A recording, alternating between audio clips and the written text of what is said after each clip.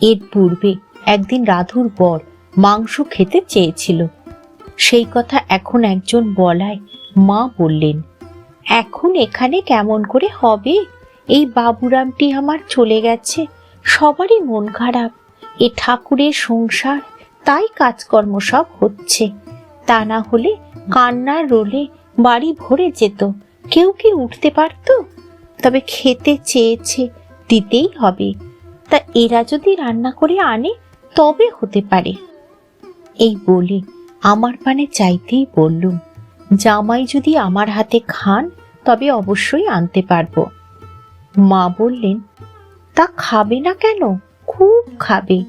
রান্না করে বামুন ঠাকুরকে দিয়ে পাঠিয়ে দিও।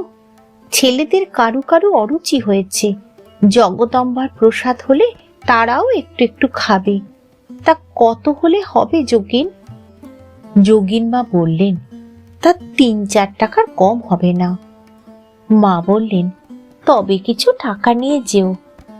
আমি, তা হবে না মা, শোকহরণ রাগ করবে। মা হাসতে লাগলেন, বললেন, তবে থাক।